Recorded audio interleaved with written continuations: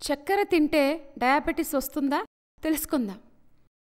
చక్కెరను sweet poison అని పిలుస్తుంటారు. దీనిలో క్యాలరీస్ ఎక్కువగా ఉంటాయి, పోషకాలు ఉండవు. చక్కెర ఎక్కువగా ఉండే ఆహార పదార్థాలు తీసుకుంటే శరీరానికి క్యాలరీస్ ఎక్కువగా అందుతాయి. దీనివల్ల అధిక బరువు, డయాబెటిస్, హైపర్ టెన్షన్ వంటి సమస్యలు వచ్చే ప్రమాదం ఉంది. ఇవి నిజమే, కానీ చక్కెర గురించి చాలామందికి ఎన్నో అపోహలుంటాయి.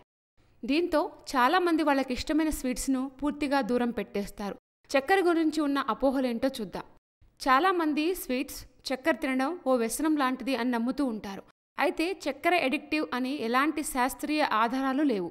కొంతమందికి ఏదైనా తీపి తినడం వల్ల డోపమైన్ పెరుగుతుంది, కానీ అది వ్యసనంలా మారదు. కొందరు స్వీట్స్ను ఎక్కువగా తినొచ్చు, వేరే ఆహారాల కంటే చక్కెరను ఎక్కువగా తినవచ్చు. అంతేగాని చక్కెర తినడం వ్యసనంలా మారదు. డయాబెటిస్ రావడానికి చక్కెర తినడమే ప్రధాన కారణం అని చాలామంది అనుకుంటూ ఉంటారు.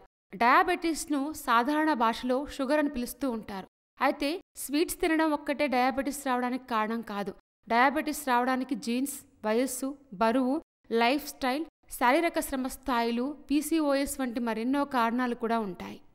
చాలామంది బరువు తగ్గడానికి, ఆరోగ్యాన్ని రక్షించుకోవడానికి చక్కెరను పూర్తిగా మానేస్తూ ఉంటారు. నిజం ఏమిటంటే చక్కెరను అతిగా తింటే హానికరం.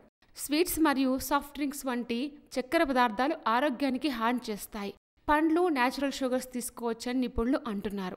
ఆర్టిఫిషియల్ స్వీట్నర్లు ఇంకా తినాలనిపించేట్లు ప్రేరేపిస్తాయి, జీర్ణ ప్రక్రియను దెబ్బతీస్తాయి, గట్ ఆరోగ్యానికి భంగం కలిగిస్తాయి, రుచుల్లో మార్పు తెస్తాయి. ఈ హిడెన్ షుగర్ వినియోగంతో అనేక వ్యాధులు దాడి చేసే అవకాశం ఉంది. బరువు పెరుగుతారు, హై బీపీ వస్తుంది, మధుమేహం తగ్గకపోగా ఎక్కువ అవుతూ ఉంటుంది.